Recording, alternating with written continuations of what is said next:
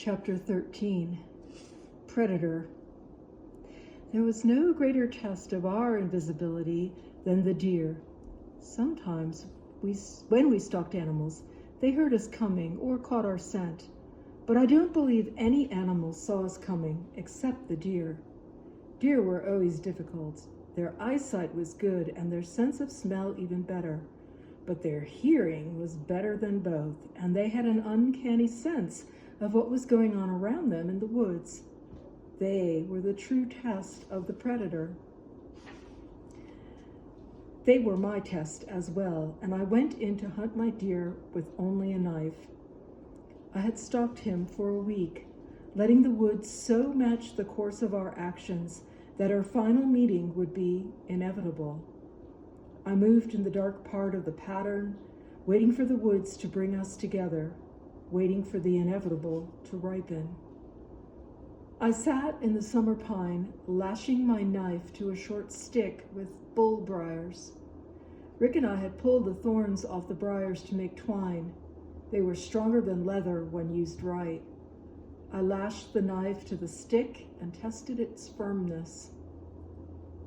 The branch dipped and rose faintly as I moved, and a jay in a nearby tree started its alarms, raising a commotion until any creature who was interested could locate me and stay away. I heard its racket, and with the annoyance every predator does, if it stayed there all day without getting used to me, I might have to climb down and find another tree further up the run. I did not really want to be in the tree, but I believed it was necessary, and I believed it was correct. We were on a long survival campout. We had a whole summer to use the meat, and what we didn't use could be used at home. There was every reason for killing the deer, and I had no qualms about killing for food. It was part of the pattern everywhere I looked. Still, I had reservations about what I would have to do. I was a day hungry, but not really starving. I could always walk far enough to beg food if eating was all that there was to it. But I knew there was more to it than that. The woods had something else to teach me, and my hunt had another purpose that I was not aware of. If my hunt was wrong, the forest would send me no deer to be killed. I waited patiently all day long, paying attention to how the ground changed as the day progressed, and watching the weather as I could see it through the branches. There was a comfortable branch to rest my chin on, and the jay got used to me or went off duty. Sunset came, and I caught a small patch of it over my shoulder through the pines. Then it was dusk, and I could hear my deer coming softly, looking around as if he knew I was there somewhere. Maybe he was seeing that tree standing out like an omen and was shying back from it. But eventually, he came under the tree, and whatever pattern we were stuck in wound itself tighter. The force that moved in both of us moved the deer under me, and I dropped. The buck staggered when I landed on his back and would have bolted, but I pulled its head back by the antlers and stabbed down into its chest. I stabbed him again, and he started to drop. The dying took forever, and he would not go fully down. I pulled out the knife and jerked his head back and slit his throat. But he still wouldn't go down, and I realized that it was no ordinary deer. He kicked and bucked and wrenched his head around, jabbing me with his antlers. I started to slide off his back, and he pranced around my dangling feet as if he were trying to step on them. He kicked me twice before I tripped him to the ground and stabbed him all the way through, all the way in. I could feel the terrible force of predation driving my hand, and I understood how it was to be part of the dance of the eater and the eaten that made up so much of the flow of the woods. I thank the spirit of the woods for sending me such a strong and noble adversary to teach me my lesson. The deer was a promise that if I were ever desperate, nature would provide me with what I needed, as everything else was provided with food and a purpose. I cherished it. Rick and I skinned it, and I made a robe from the skin as stalking wolf's ancestors would have done. The meat we ate or salted, and we took some of it home. The feet we kept for making tracks, and the antlers I made a knife of, except for one branch that I made into a medicine necklace. We cured the hide in the pine barrens' water, and I made a ladle out of the skull, cleaning and packing it with clay before I set it to the fire to harden. When it was done, I rubbed it with a pitch and set it near the fire until the pitch bubbled. Then I took it away and let it cool until it was ready to use. Every part of the deer was used, and everything we made from it was permeated by our reverence of the sacrifice the deer had made for us. I have killed no deer since then except for food, and then only after all other alternatives have failed. I hunt with a camera now because I believe that the forest had a twofold purpose in bringing my deer and me together. Human beings are predators, and that is a fact that can only be understood in the way I came to understand it. But the agonies of the kill stayed with me, and I believed that the forest had made me a present of death so that I would avoid inflicting it in the future. Chapter 14, Thaw. We had been men for a long time when we set out at dusk for a night's stay on the slope of Forked River Mountain. We were afraid of nothing, but being on a hardtop road made us edgy. There was no other reason for the conversation except perhaps the fact that it was one of those days when everything seemed eerie. The swamp had a fog coming off it that whispered across the macadam road and made it seem even more foreboding. At sunset, there seemed to be crows everywhere we looked. They are sleek, beautiful birds, but when they cawed, their voices had a strange horror movie echo to them. The ground had frozen and thawed under some unusually warm weather for January, and had then refrozen, forming cracks and bubbles in all the tracks, and making them look as if they were diseased.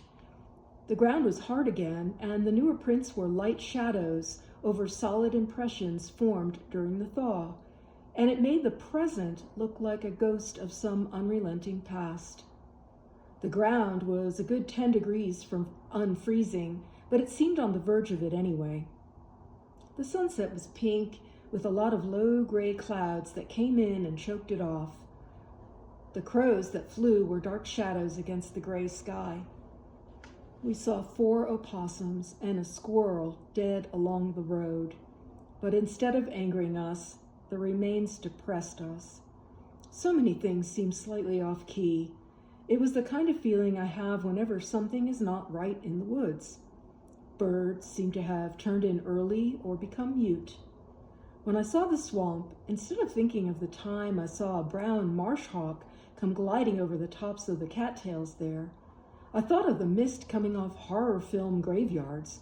Well, that was not the kind of association I would normally make, and I thought that I was just in some quirky mood and would pass when we were deeper in the woods. But it was a mood. If it was a mood, Rick seemed to have caught it too. The fog must have made him think of the same thing, because he said, "You remember the foot we found in that graveyard that time?" I knew which graveyard he meant. The old black graveyard behind a decayed building that was a church before it became a wildlife sanctuary. We had explored the ruin and then gone into the graveyard behind it. The bodies were buried without caskets, paupers' graves, most of them, and a really hard rain would sometimes turn up a corpse for the dogs. There were 2 bodies up when we went in. The dogs had gotten to one, and the first indication that they were there was when Rick leaned over to read a tombstone and found the foot. One of the dogs had dragged it there to avoid sharing it, no doubt. We left it where it was and moved through the graveyard towards a phone where we could call the police. It hadn't really bothered us. We'd been investigating dead things since the beginning. There had been a wisp of fog in the cemetery that night, too. If it did bother us, neither of us would have shown it anyway. All our training said we were to express no fear, An Indian is not afraid. A kung fuist is not afraid. We were not afraid. The foot had been trivial. What about it? I said.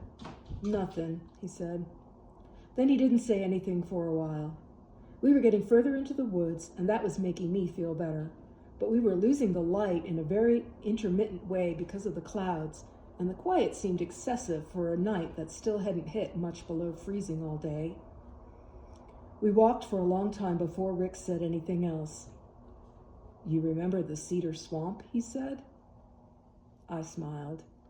When we were littler, we used to sit and tell each other ghost stories until we had thoroughly scared ourselves.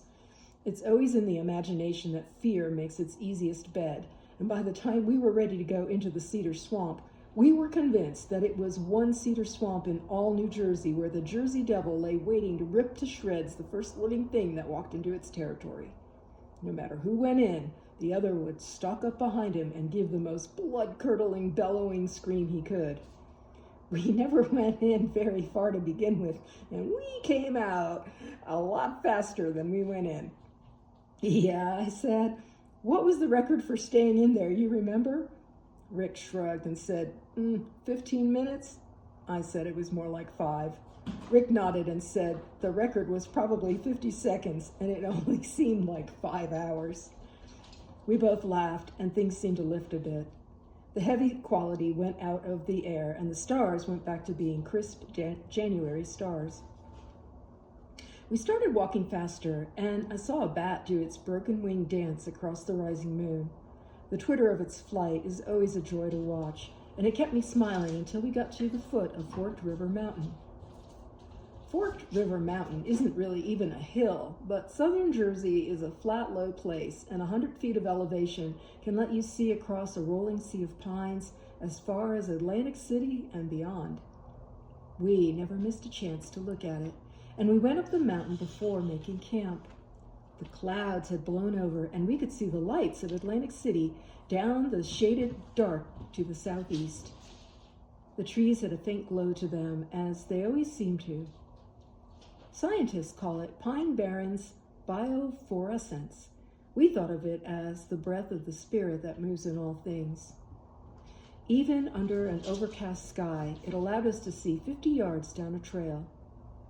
We came down the mountain by a different trail and went back towards our intended campsite on the lower third of the eastern slope. Some of the trails were well traveled, but the one we were on should not have been. We were surprised not only to see tire tracks on it, but to see such deep, heavy ones. I knelt and felt the track. Rick did the same. In daylight, we could have been sure of the refreezing time that the tracks were made, but the thaw and refreezing had modeled the track in a way that it would take a lot of good light to read. My guess was a week. In the light, we would have been sure.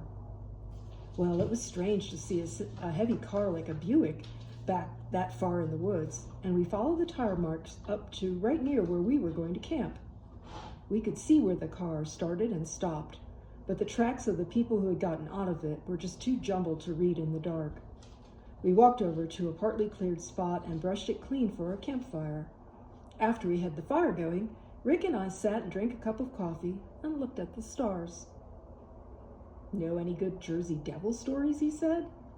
He knew every story I knew, and we told each other hundreds of them sitting at the edge of the cedar swamp, waiting for the fire to die down sufficiently to make shadows real.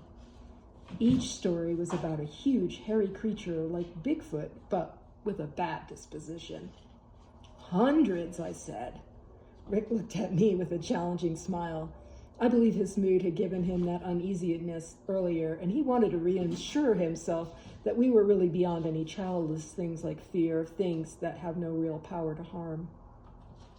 How about the mud one, he said. It was our favorite. I could quote the story by heart then, and often did. I wove a long introduction to the story, telling who the people involved were.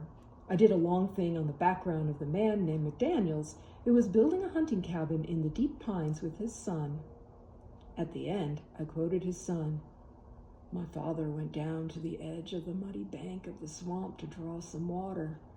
I saw his silhouette near the edge of it. It was just about dark. Then I stood there, scared to death, as another shape appeared from the mud, grabbed my father, and pulled him under. The mud was all covered with blood. Rick smiled across the campfire. It was hotter than we needed, and the ground around it was beginning to thaw, and a circle immediately next to the fire was drying out. "You think it's true?" I wasn't entirely sure, but I believed there was something to it. "What else could it be?" I said, and Rick shrugged. "I don't know," he said. "Maybe somebody wanted to kill him." I thought about it for a while. "He must have been a great stalker," I said. Rick wanted to know who was a great stalker, and I said, "The guy who murdered McDaniels, if it wasn't the Jersey Devil." Rick's eyes lit up. We could see the man watching McDaniels for weeks, getting his routine down. We reconstructed how it would have been done. The man must have hidden in the swamp all day and then lay down on his back in the mud just before McDaniels came down. He must have grabbed McDaniels when he bent down for the water and stabbed him, Rick said. The excitement of figuring it out ran through me. Then when McDaniels jerked back up, he pulled the guy with him. Rick was nodding furiously. "Yeah, and then he must have stabbed him in close, pulled him back down, and crawled away, dragging the body." I had a picture of a creature bigger than a man, buried all but his eyes in the soft mud, springing up out of it and tearing at the man with his teeth. But I could not make the picture credible, as once I would have been able to. I had outgrown that long before. We both had. But it was the first time we had reasoned skeptically into the myth we had so much fun scaring each other with. "What do you suppose he killed him for?" I said. Rick shrugged, annoyed that we had established the method to his satisfaction. "Well, there's no use speculating on causes. He must have hated him an awful lot," I said. Rick started to say something, but a gust of wind caught the fire and fanned it up twice its size. Rick jumped back, slapping the scorch smoldering on his jacket sleeve. The wind blew the fire back away from us with equal ferocity, and then it died. Rick settled back down and took his coffee cup. I suppose he didn't see it at first because he was looking down into his cup. But I sat there with a mixed fascination and horror as the ground parted slowly, a foot or so beyond the flames, and inch by inch, as if it were fighting against itself, a human hand emerged from the ground. All I could think of was it reaching out and grabbing us to drag us down into the ground, the Jersey Devil striking back at non-believers. I was frozen where I sat. It was not the hand. It was not the fact that it was human. It was not even the fact that it was clearly dead. It was the fact that it was popping up out of the ground that left me speechless with curiosity and terror. Rick sat back as the palm broke through the surface. He watched it rise up until it was almost vertical. The fingers spread and clawed, all the muscles pulled tight by the stiffening of death, and dusted with cold to a whitish blue tinge. Rick watched it rise to its most upright point and stop, its bent fingers spreading out like branches of a little tree. He looked down into his cup, swirled the last of the coffee around in the bottom and drank it. He turned his cup upside down and let the last drop fall to the ground. Then he reached over and hung the cup up on the extended thumb. "It's getting a little crowded round here," he said. "I think we ought to move." I was already breaking camp. In an hour, we had cleared the area of our campfire and everything we could imagine anyone finding as evidence that we'd been there. We took our packs and moved our camp 5 miles east. On the way, we decided that the body was another mob execution, and we argued whether or not we should report it and face the mob's wrath. The real problem, of course, was not the mob, but our parents. They would believe that there were bodies rising up out of the ground every 10 feet and murders every 20. By the time they were finished thinking about it, Rick and I would have been tethered close to home for a month or so until we could convince them otherwise. We agreed on an anonymous phone call to the police. It was a 2-mile walk to the telephone at the general store. The police wanted us to come in and lead them there, but we gave them directions and hung up. The police were also firemen in those days, and they knew the trails well enough to find the body without us. In an hour, they would have a full crew of people out there investigating. We agreed it was a perfect opportunity to practice our stalking and we hiked back to the mountain and came in from the far side of our campsite. The sky had cleared, the stars were bright and firm. Our fear had spent itself, and now only curiosity remained. It was a difficult stalk. The cold made everything crackle, and we had to move very slowly the last 100 yards or so until we were invisibly set just beyond the circle of their lights. They had just begun to dig up the body, and we listened to them speculate on whether or not the callers had had anything to do with the murder. One of the cops said, "Nah, it's only kids scared to death, probably home in bed now." I didn't look at Rick because I would have burst out laughing. The other man was not convinced. "Well, what the hell would kids be doing out here in the middle of the night?" The cop had no answer for that at first, but he decided that we had come out in the late afternoon and found it and had been too scared to call until later. The body was out by then, and somebody called over that it had been shot through the head one time behind the right ear. Somebody offered the obvious that it was a mob execution. Somebody else insisted that it was the car with the New York license plates that had been around for a few hours a week or so before. The medical examiner confirmed that the body was probably in the ground for a week, although the freeze made it difficult to tell. Rigor mortis, he said, had forced the hand up through the sand as the campfire had thawed the ground. We waited for them to carry the corpse out to the body carrier and leave, but they seemed full of curiosity as we were, and one of them suggested they get the dogs out and search the area. It was a ridiculous idea. The scent was more than a week old. It was a cold night, keeping odors close to the ground, and the body would have distracted all but the best trained dogs, which these clearly weren't. The men moved around in front of the headlights like aliens silhouetted in the glare. The contrast of light and dark made them look like huge, shambling creatures, and for a second I had a vision we were watching the whole family of Jersey Devils out for a picnic. I wanted to tell Rick that, but we were too close for conversation, and the dogs were out of the car by then. We moved 10 feet further back into the woods and sat confidently. The dogs were ordinary house dogs rather than bloodhounds, and the cold made our scent lie heavy and close to the ground. 2 of the dogs were too young even to hunt, and the other 2 did not seem to have the talent to pick up a difficult scent. We might have slipped away then, rather than risk them stumbling on us by accident, but the first of them had started towards us, and any motion would have made us visible. There are too many scents for an untrained dog to pick up, and they ran around in confused circles until they blundered near us. I had an impulse to bolt, but I knew from the deer that standing still is almost as good as being invisible. Many times Rick and I had crouched motionless at the side of a well-traveled trail and watched people go right past us without noticing. One of the older dogs came right for me, and I reminded myself that we were invisible to the animals and that he would not see me. Years later, a similar thing happened when I was tracking an armed robbery suspect. But the stakes were different then. At 14, I would rather have been shot than be kept from coming into the Pine Barrens for the rest of my life. I froze, and I stilled my breathing. The dog came up along the trees, and I was crouched against, and it sniffed it. Then he lifted his leg to mark it. I could have reached out and startled him. When he put his head down to sniff again, I could have pulled his tail and maybe sent him chasing it. I almost had to sit on my hands not to do it, and it was all Rick could do, not to stand up and tell them that if they gave us some light over on the tracks, we could tell them who did what and when.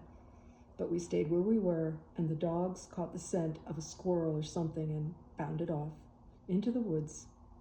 Half the party had to go and round them up, and in the confusion, we slipped away easily. We stayed up for a while when we got back to camp, trying to figure out how anybody could use a place as beautiful as the Pine Barrens to murder someone in, or why they would spread litter everywhere they went, or why anyone would dump their garbage in a place as sacred as the Pine Barrens. More than anything that night, we wanted to drive from the Pine Barrens and from the face of the earth all those shadowy people hiding something deep in the woods. I believe that what happened when I met the poachers was a direct result of that night. We watched the sun come up, a white, yellow hole behind the fog, pointing to where the night had gone. Then we slept for a while, packed up our gear, and went home. swearing to our parents that night had been short and the woods empty, and we had seen nothing at all. Chapter 15, The End of the World. All week we had lived in Rick's backyard, our parents' mercy in the face of the inevitable.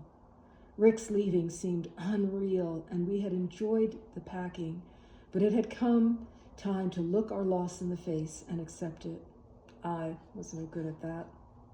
Everywhere I looked, everywhere I walked, something I had shared with Rick would be there. It was impossible to think of the woods without him, even though I had been there alone, time and again. Times we were apart, we shared when we got back together again. I wondered, who would I share all the triumphs and treasures of the day with once Rick was gone? I wondered, who would understand how much time and effort a skull cost? Who would appreciate the patience and brilliant deduction that turned a skull into a creature? I wondered who would care. But I said nothing about what I wondered. We both said we would write. I gave Rick my address, even though he knew it as well as his own, and he promised to send me his as soon as he found out what it was. We left the hard things unsaid. I knew him better than anyone in the world. He shared my life. There was nothing that could replace that, and nothing could change the fact that he was leaving. That fact came between us whenever anyone opened his mouth, and we spoke in awkward, formal phrases that muffled our grief. It was as if we had become strangers that lifelong friends turn into when they have come home from separate colleges. Nothing could be adequately said between us. And yet, we tried to say it over and over. But there was nothing to say that wouldn't make the going even harder, so we stuck to the meaningless. At times, we just let the conversation lapse into silence that was deeper than absence. When the silence got unbearable, I took out a skull I knew Rick had always wanted. I started to say that I wanted him to have it to remember me by, but that sounded dumb. Everything sounded dumb when I thought it, and what we said sounded dumber still. Finally, I thrust the skull at him as if I wanted him to take it away before I had to explain it. He took the skull and smiled. It was a snapping turtle skull he had always wanted. "It's the snapping turtle skull you always liked," I said. It sounded so incredibly obvious. I felt like an idiot. Rick smiled and nodded as if the explanation had been really necessary. He didn't look at me for a while. He just kept turning the skull over and over in his hands. I must have known that he was sitting there fighting back tears, that grown men and Indians are not allowed. But I could not admit that to myself and still keep up the facade. So I swung back into my chair and stared at the floor. Eventually, Rick got up and went to his jacket and came back with another skull wrapped in tissue. He held it out to me.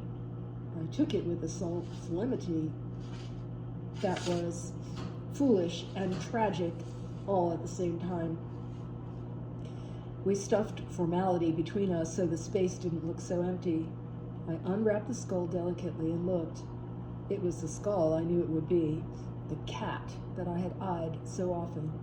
It was Rick's best skull, just as my gift to him had been my best. But there was no way to acknowledge it except with a long swallow and a nod. We sat a long time, fingering the skulls, examining them as if we had not seen them hundreds of times before. Hold on 1 second. I think one of us mumbled, "Thanks." I said, I guess we ought to do the tracks?" He nodded. The past was easier to think about than the future. "They're up in the closet," I said. It was redundant. He had helped me get them down 1,000 times, sliding the big box off the top shelf as if the fragile plaster tracks broke like soap bubbles from the touch. We had been making plaster cast of tracks for years, and the improvement in our skill was evident as we went through them each time. I couldn't think of them without thinking of the hours we had spent crouching over slowly drying plaster, pouring it slowly into the track, careful not to bruise the peaks. Each cast was a masterpiece of concentration and skill, guarded against chips and scratches, cleaned and taken care of. Every one of them represented some amazing incident, some remarkable sight, some trip, some exploration. Together they formed a trail of our life in the woods, each print advancing a step at a time. The most important times in my life lay in that old cardboard box on the top shelf of my closet, preserved in plaster of Paris. The best times in Rick's life were there too, and we both knew it. That was how I knew inescapably that we were at the end of our trail together. It had come time to divide up our joint past like a husband and wife dividing up their children. Yet I had no desire to keep them all. What Rick took would be mine as well, and there was a lot of incidents that I wanted him to take with him. It was impossible in a way, the dividing up of our past, and we both knew it. Yeah, he said, we should get them down and look at them at least. But neither of us moved to do it. Maybe we knew that we couldn't look at them without all that we were holding back bubbling over. Or perhaps we waited because it was such a final act, dividing up the memories because there wouldn't be any more. Maybe we knew how the letters would dwindle and finally stop altogether after a year. Probably we knew how little they would say. People with different lives were different people. Time and distance would make us strangers. The next night there would be some solace. Stalking Wolf, Rick, and I would go to Good Medicine Cabin for one last time. In the timelessness of the Pine Barrens, it would seem, for a few hours, as if we were beyond the call of duty and family. Stalking Wolf would talk to us. His hand would rise and give us the certainty that we would meet again, in this world or the next. He would tell me that the forest was still mine, that I had experienced it alone from the beginning, just as Rick had experienced it alone, because the forest talks to everyone in a different way, and what it says to one is never quite what it says to another. The next night, Stalking Wolf would tell me that I would find it hard for a while to be separated from my blood brothers, but that I would turn back to the forest and be one with it again. His hand would move and grasp the paint and paint the world as it would be without Rick or Stalking Wolf, and I could see in the motion the fatal inevitability. The hand would go out in front of him like a separate vision of the world and smooth down the years with the promise that we would meet again. The hand would fist and the palm and knuckle the last consolation that we were brothers by blood and by choice and could never truly be separated. But the soothing eloquence of Stalking Wolf's hand was in the future. The temporary anesthetic of his words were hours too far ahead to do either of us any good. We sat in my room with the silence between us like a deep, unbroken snow. It was the first time there had ever been silence between us. We had reached that point where there was everything to say and no way for men to say it. There was nothing left to do but get down the box. It was on the high shelf, and every time we took it down was an adventure. Every safe return was an adventure ended. The exchange was a delight of teamwork. I stood on the chair and reached up to grab its edge. Rick waited for me to start to pass it down. The box was big and bulky, but we were confident. Any time it had ever begun to fall, one pair of hands or another was there to catch it almost before it even began to move. I slid the box off the shelf and started to pass it down. I don't know how it dropped. At 11 o'clock the next night, we would leave the Pine Barrens for the last time together. At 4 a.m., both Rick and Stalking Wolf would be gone. I don't know how the box fell. Maybe we had moved apart already and couldn't judge the distances between us anymore. Maybe there would have been too many unbearable memories if it had been taken down safely to our bed. In any case, it fell. I knew by the sound that nothing would survive the crash. The box hit and bounced open, scattering pieces of plaster across the floor. The carefully wrapped tissue did nothing to protect. The cardboard box only spread the impact evenly. Everything was gone. Every single piece was broken beyond repair. There was no need to even open it to be sure. Almost 10 years of work had been obliterated in an instant. I came down slowly. Rick stood without saying anything. Carefully, I lifted the box away from the pile that spilled out underneath. There was nothing left that could be salvaged. Our past lay in pieces all around us. I don't know why we started to laugh. Maybe it was because we didn't have to talk about it now. Maybe it was the irony of having such a heavy task taken from us so sharply. Maybe it was the irony that all the pieces breaking all at once. Maybe it was the sudden, unexpected release of tension. Or maybe we laughed so hard and long because we were too old to cry.